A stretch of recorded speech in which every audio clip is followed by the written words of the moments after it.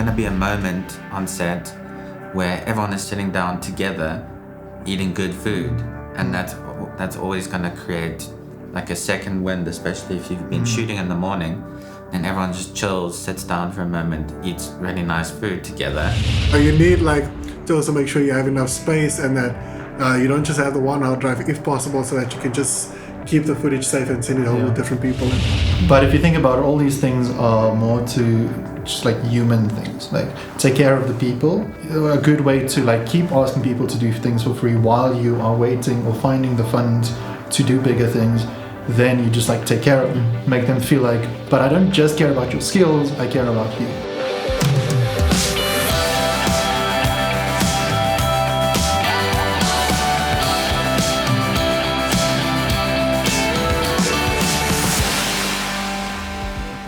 What's up, everyone?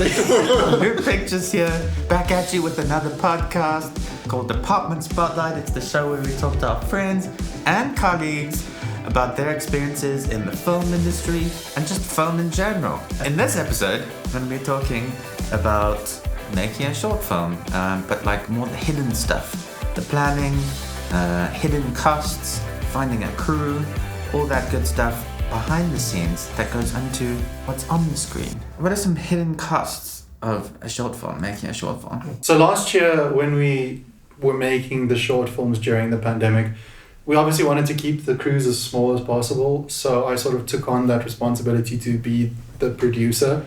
But I'm not a producer. Let me just I'm not a producer. I would say you're a producer. Other people can do it much better. Thank you. I appreciate that. But no, I don't enjoy it. I don't want to do it. But I will do it if we can save some money and make the film better. Which I think that was the goal, and I think we achieved it. From my experiences, because I produced 4 short films. Birth of Karen was the first one. Then it was Redacted, Proof of Concept. It was just the 3. Well, technically I also did Home. And I also did My Scott. So 5. But those last 2 don't really count because they were just me literally doing everything else except writing with Mark. Those were the 5 things that I've produced in my life.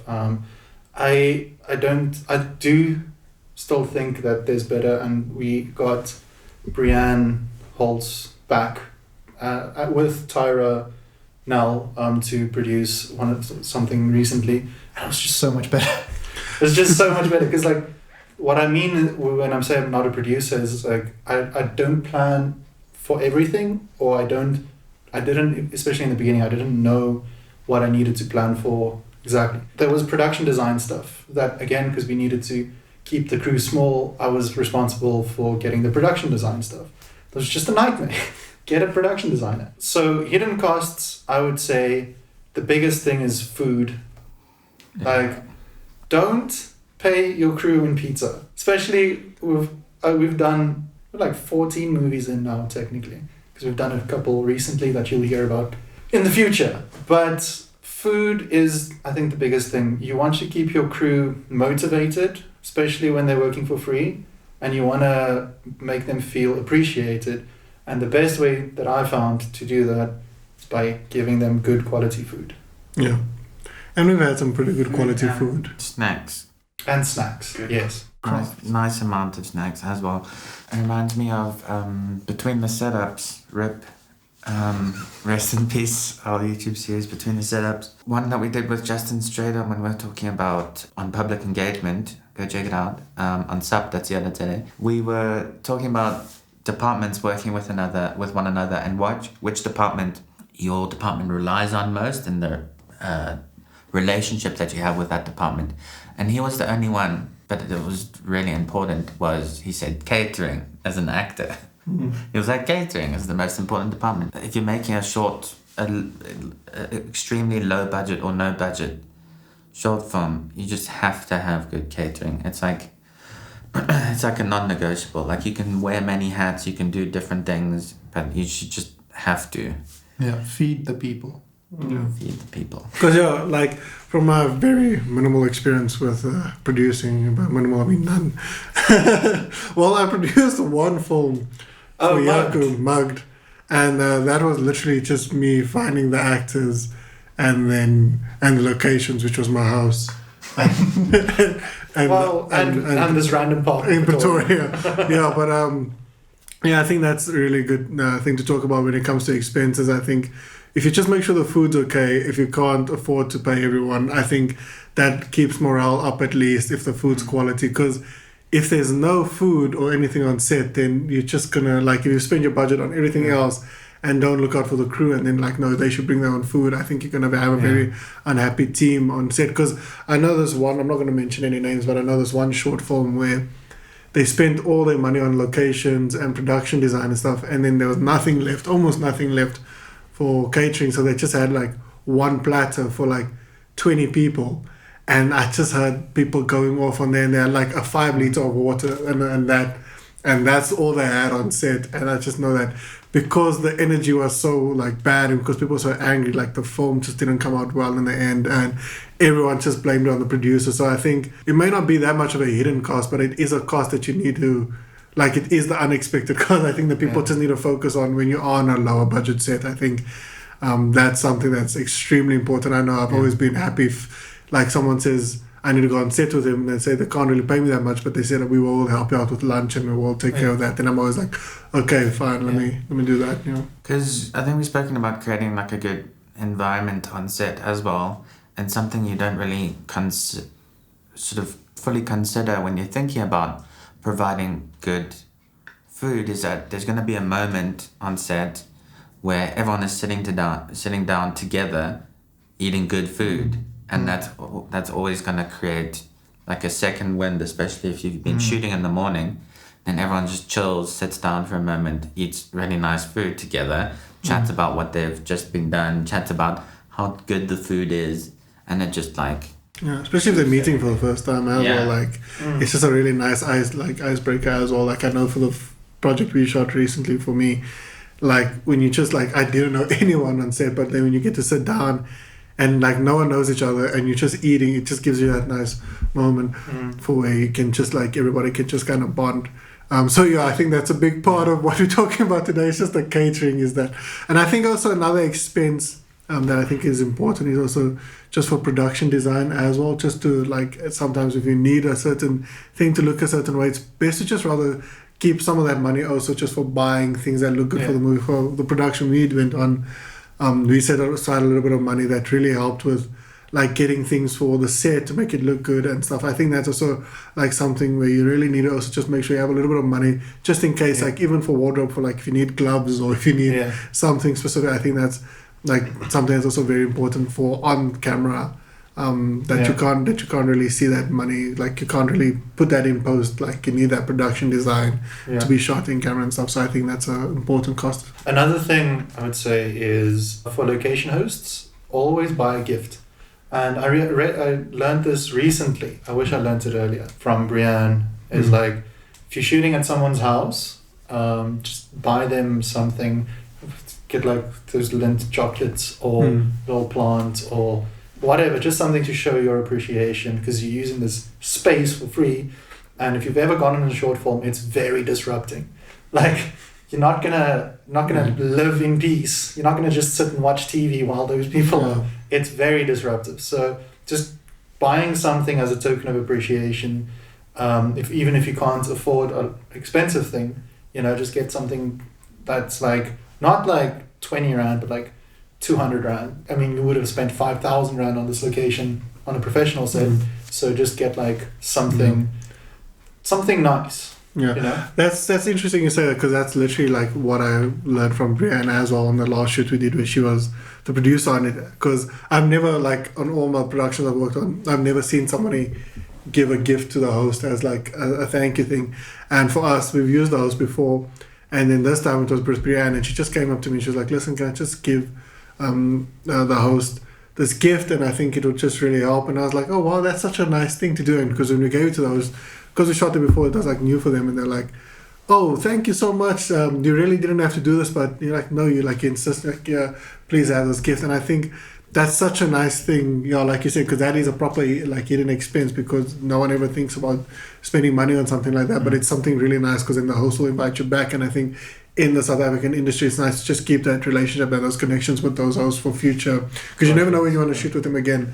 And if you treat them really badly, or if you just don't consider them, it kind of closes them off, not just your crew, but to future shoots that want to use that location as well. So I thought that was really nice thing she did as well, you know. I think another hidden cost for a short film, and it's quite a big consideration on like a bigger budget thing. There's like a whole section devoted to it, but transportation, like petrol, is a very important thing for a short film. I mean, obviously, you want to find a location that's sort of roundabout where everyone sort of lives and stuff, but there's always someone that's coming from Pretoria.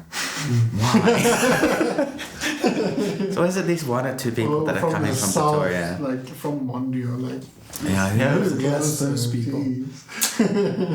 This is a joke about Kaylin living in the south. Oh yeah, we're okay with people living in the south. It's the south of America. It's me in particular. Apparently, the south is just south of Johannesburg. To other people is far. It's really far. Yeah, so just consider that where everyone's coming from, especially if it's like a 1 day thing where they aren't getting paid. It's just for the food, as we mentioned and stuff. If they're doing you a huge favor, think about how everyone's getting there, and then that comes into considering, you know, if everyone is coming there, then we've spoken about this before, but where they're going to park, and then do you need to get a security?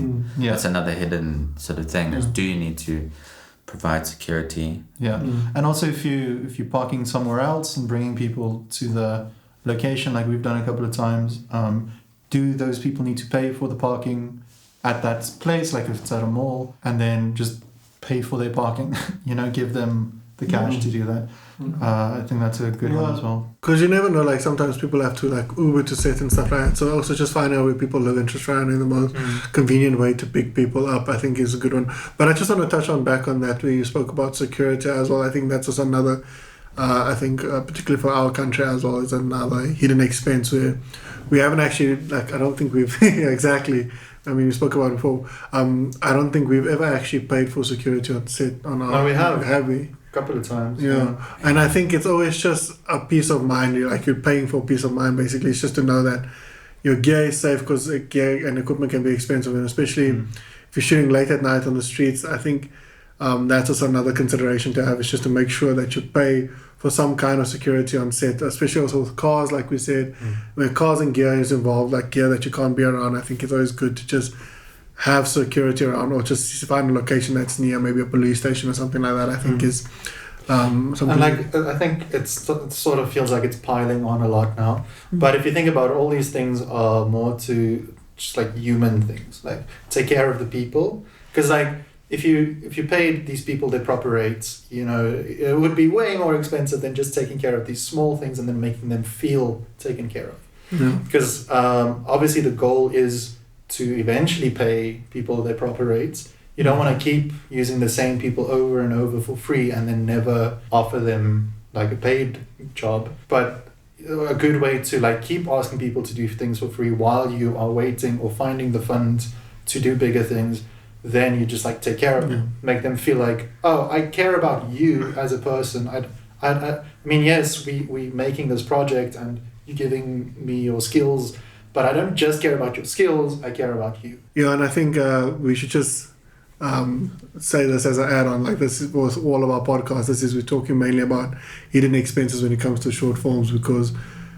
bigger productions, like they can afford to if they miss hidden expenses, they have always that studio money to cover it. I mean, look at that movie of Christopher Nolan. I feel like we were speaking about it in our podcast, but what's Interstellar, where they literally built an entire farm for that movie, that farm that he lives on, that like all those crops they planted themselves, and they burned that crops and all of that, and then the crops that was left over, because they had so much money, they then donated it to the local community, all that extra food and stuff from that farm that they've built and stuff. But that's, I mean, like responsibility. If they just threw it away, I'd be so no, but I mean, I think it's because they felt bad because they burnt down that entire crop. They should feel bad. Exactly. So I thought that was kind of interesting, like how like hidden expenses are kind of covered in those bigger productions. But when you work on a short film, you kind of also like kind of infiltrate your writing as well, where you you're trying to write so that the expenses, you don't have to think of all those other hidden expenses. You try to write for like a safer place, so you try to write for a smaller crew and stuff like that. So I think even in the writing part of it, the hidden expenses is something that you have to kind of keep in mind to try and make sure that you don't have to think about those things on set or afterwards, or have to pay for things after set. After you're on set and things like that. So I think it's also something just to keep in mind when you're writing a film as well. Yeah. What could be the hidden expenses? I think a sort of ironic thing is when you're talking about feature films, a hidden expense is an accountant who deals with the accountant who deals with the expenses.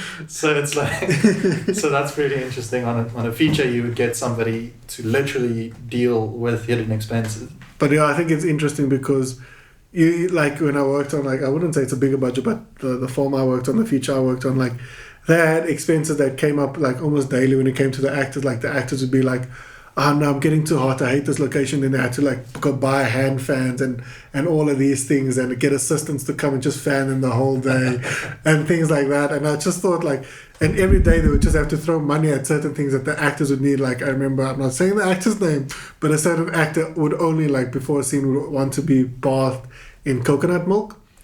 And they would have to fill up a whole bath with coconut milk. And that's one of the expenses. Like, how do you explain that to an accountant? You know what's really interesting? You know what's really interesting? I was watching... That's absurd. Dude. I was watching The Marvelous Mrs. Maisel. And in the third season, they like talk about when you start performing in bigger things, you have to have a weird thing that you ask for. just to have it. There's like no reason for it. You just need a weird thing. And like they opted for like 100 yellow teddy bears in the hotel room. I guess this actor was like, I want a coconut milk bath. I don't know, I think it's just a weird thing. Is that in the rider? It's probably in the rider, yeah. Yeah, so a rider is, for if anybody doesn't know, a rider is sort of a contract that you give to the producers that sort of puts the conditions, like I will only work if these conditions are met. An example for this, if you want to... Coconut bar. I'm not coconut even milk. And the thing is, we were kind of giving away a lot of, but we were shooting in Harties, okay, so Hartbeespoort Dam, and that's like, it's so hard for that, like that one, like production, like person had to find coconut milk in the middle of Harties, like in this like animal resort, like kind of place, and they're like, where we got a whole bath of it. A whole bath of it, and then they also wanted certain kind of crystals just before to have on set and stuff like that. To keep them in the mood. So yeah, I think it's really interesting. No, don't do that. Be that person. Like, because you're taking advantage. Yeah. Because you're probably getting paid a lot if you're that type of person as well. Exactly. So you're taking advantage, and like, dude, man, if I was working with someone and I knew that was happening, I'd be. What would you do? No, I think I wouldn't. It's like I think it's so disrespectful. Because I mean, it's funny that we're talking about these bigger budget. Because I'm just going to use the one big budget film I shot on as an example. Because also a lot of actors would say no, they want to be not at this hotel, a different hotel. Okay, but here's the thing, right? Yeah.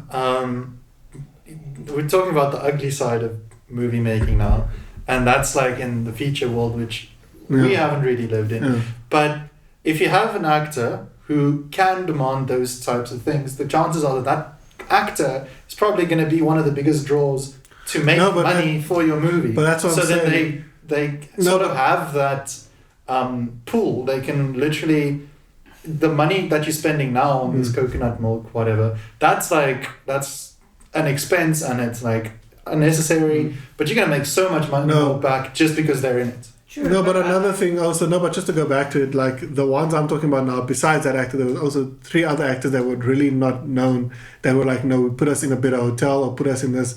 And then because hotels were already booked, they had to now book other hotels. And I know from speaking to people that handle that part of it, like the booking parts, like they had to like try and find all this money for these things.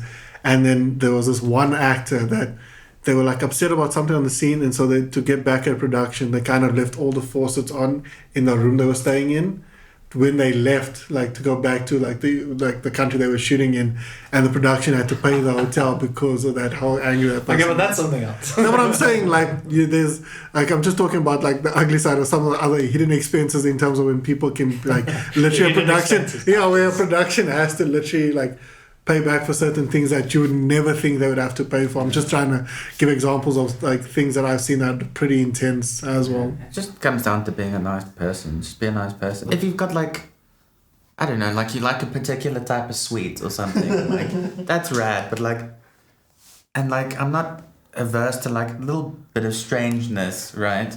But like a whole bath. That's like, It's so wasteful. crossing the line. Yeah, no. Yeah. But I But I think, think we've gone a little bit on a tangent, and I think this is sort of a different topic. We're talking specifically about short film admin in this podcast, so let's get back to that.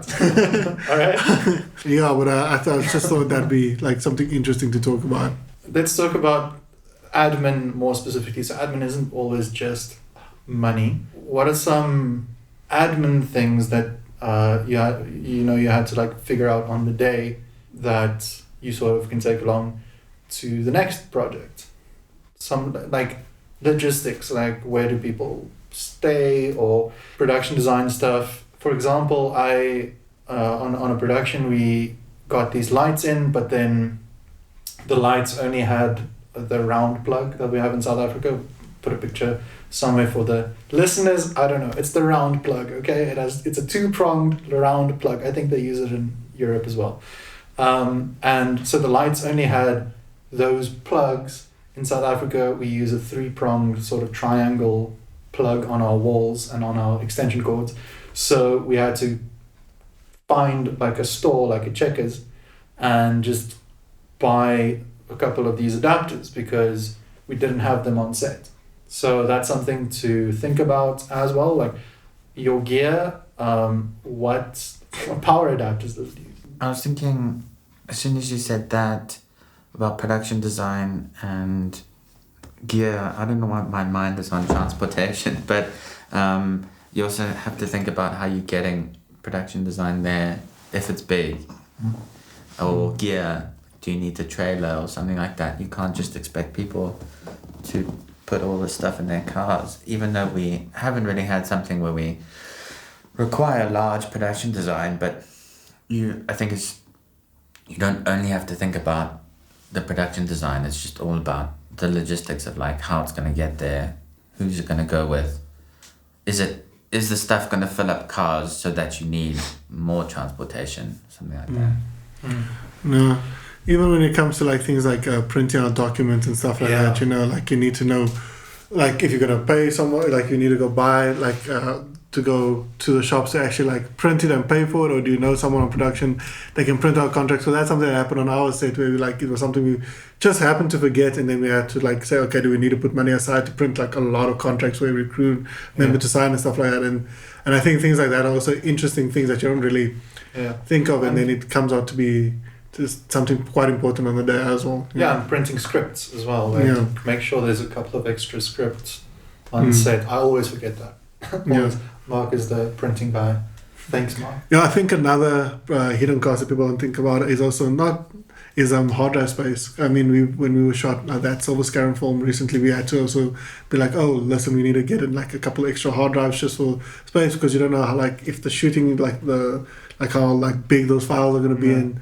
I think that's something also you don't really think about when you think of a small production, like when you shoot like over, because I know for me, I was shooting behind the scenes and I shot like 3 hours worth of footage, and so you need like to also make sure you have enough space, and that you don't just have the one hard drive if possible, so that you can just keep the footage safe and send it home with different people and stuff. So we didn't have hard drives for our first couple of films. I mean, we have our own like personal hard drive because we were shooting on the A7 III, which back then was a really good camera, and it shot really well for like what it cost. But the files were like 60 gigs or whatever for a whole film, right? Then we got the A7S III, and the files went from being 60 gigs to being 150 gigs. Now we've got the Blackmagic 6K Pro, and files are like a terabyte, half a terabyte, and it's like, where is this footage gonna go? Exactly. Where are you gonna keep it? How long are you gonna keep it? Like, we shoot this podcast on 3 cameras: A7 III, A7S III, and the Blackmagic 6K, so that we can zoom in for the wide angle. You know, one podcast is like 250 gigs Yeah. on the Blackmagic. So what I do is I edit the whole thing, and then as soon as I export it, I export like a graded version MP4 of the 6K, the whole thing, and then I delete the original raw footage, and then it goes from being 250 gigs to only 45 gigs. Yeah. So storage, like, how do you save your storage? I mean, films, we don't delete anything. Yeah, but I mean, even just talking about not just like in terms of having like an extra hard drive, but even just external storage for the cameras themselves, because sometimes when you're shooting a film and like you go for these long takes, you sometimes need to get like external recorders and stuff like that just to help with that, because obviously you get some of these cards that just can't handle the way you're shooting, you know, like that's why we got the Atmos that also helps with that, and things like that. I think that's also just to help, if you can afford it, just to help maybe get something as an external recorder for whatever you're recording with. You know. Oh, and talking about storage, that reminded me of Google Drive. Oh, right. Hit it up. Hit it up, fam. Yeah. But Google Drive Business. Google Drive Business, yeah. Or Dropbox. Just some way to be able to work remotely, especially COVID vibes. I think our Google, because we've got like our business, and our business needed an email account, so we went with Gmail for Business, which is how you can attach your website to it, and then it's like at looppictures.com. What that just does, Google just includes unlimited shared hard drive space, which is insane. And then also on top of the unlimited shared hard drive space, your personal drive gets 1 terabyte of free space. I've used like 400 gigs just on my personal thing. Yeah. Well, personal, but on our shared drives, because we upload like most of our footage, it's probably well over 1 terabyte that we've uploaded. Yeah. So that's a very good. And it's like you pay monthly, and you just get it, and it's I think I just have also just a question, just because I don't really know, but just for Yaku and for Mark who know more of the admin side, do you think also that it would be wise to also just save a little bit of capital maybe for a contingency, or like if you ever need to go back, or if you guys ever needed to do that, where you needed to go back to something and maybe you needed like a little extra money for going back, or do you think that's a... What do you mean going back? Like for contingency days, like if you missed a shot, or if you like need to call someone back for like ADR or something like that, do you think that's something also that... I think if you can, then yes, but because if we miss a shot, we're like... Because the reason I'm asking is we like recently had a project where we were shooting going into nighttime, and then there was like the shot, and like, should we get it or should we come back tomorrow with the actors? But I think when it comes to shorter films, you try to make sure that you can get as much as possible in that day. I don't think that we really have the money for... Yeah, that day we couldn't come back because then we'd have to pay the actors, or not pay the actors, but we'd have to get food again. Exactly. And like we just said, we get good food, right? So our food is not cheap, and for this film we only had budget for food and a little bit of transportation, and like that's it. If we would literally double our budget just by adding another day. So if you can add contingency, then yes, otherwise just cram it in. We did take that shot even though it was getting a bit dark, and it looked fine. Yeah, I think that's another thing when you look at the differences with a short film versus like not short film, a lower budget film, or like where you can't really afford to have another extra day. That's why we always try to shoot things in one day to try and keep the costs down. But if you can, then go for it. But like that's why we always try to be efficient with trying to get everything done usually in one day. Also, this comes with experience, but knowing how long things take is also very important. Yeah. If you're shooting with a smaller camera like we've been doing, then it's actually, you can get a lot more done than if you're shooting with a big, Red or even the Blackmagic. It's a lot easier to shoot with the Sony because you could just pick it up and start shooting. And like, even if you don't have a lot of lights, then your cinematographer isn't going to tinker too much with the lights. If you've got a lot of lights, then like, okay, well, let's get a backlight, let's get the sunshine and bring a bounce. And so if you don't have a lot of lights, it's actually also moves a lot quicker. Obviously, don't tell your cinematographer, no, you can't have lights because you're going to take too long. They know better than you. But yeah, I think those are just some things. So moving on to finding a crew, I think for us, I think we spoken about it a while back, was one of the pros of going to film school was that you build a network. When people have asked me about going to film school, like they're going into film school, one of the first things I mention is that you're going to meet like-minded people. And I think that's where we have mostly found our crews, is just from people that we like working with, or people that we were in other crews in film school and we want to work with them. Or people who we've worked with before, and then they know somebody that they've worked with before, and then it just sort of like spreads out. Yeah. Because I shoot a lot of like social media things for different corporate companies and stuff like that, and usually they will like message you like 2 days before or something, and you really need to find a crew within that space of time. And then usually what I end up doing is, like you said, I message someone that knows someone, like, okay, but do you know someone that has a similar kind of camera? Do you know? And I've met some incredible people through just trying to, through the avenues I know from film school.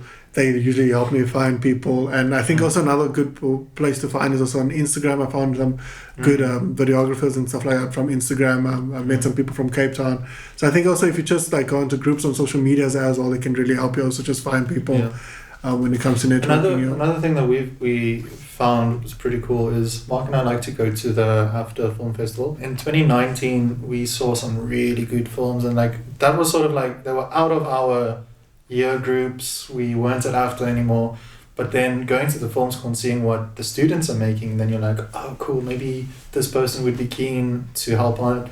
In those cases it's a little bit more difficult because you don't have that direct connection, and like a lot of people promise a lot of things in film, so having like we have like our channel and we're like, oh yeah, we made this thing and this thing and this thing, that helps to like with that credibility, because you need credibility.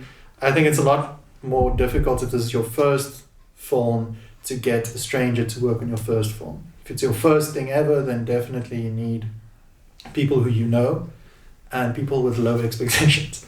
As if you've done a couple of things, then it's much easier to just ask people to do things. Another big thing to mention is if you go to supp.co.za, there's a collaborators tab there that they've recently added, and it's really cool because you can upload your profile there, upload a little picture, a little bio, there's little tags for what you do, and it's going to be a great place for if you need someone who does a specific thing, or if you're maybe recently starting out, you want to make a short film, you can go onto the collaborators page and you can contact the people that are there, so it's all in one place for you. Yeah, I think that's and then from there you're going to meet someone who's going to meet someone who's going to meet someone, he's going to, Exactly. It sounds like SUPP is sponsoring us, but they're not. Usually you just go into these Facebook groups, and then sometimes because there's people there that's like been in the industry, sometimes they'll just shoot you down or say you're asking a stupid question. But I think the nice thing with that collaborators page on SUPP is that it's all kind of people all kind of in the same boat as you, and so like you don't have to feel ashamed when you ask something or if you need some help. I think it's really cool. Yeah. Okay, so we can wrap it up there. I think that was a very good conversation. If you guys have any more questions, please leave them down there in the comments. We try to respond to all of them. And if you want some like one-on-one time with us, we started a membership here on YouTube, and one of the perks in one of the tiers is that we will do a live stream, either just live stream with a bunch of people and then you can ask your questions there, or we'll just do a one-on-one Zoom call with you. That's at the most expensive level, but if you just have any general questions, just leave them down there in the comments and we'll respond to them for free.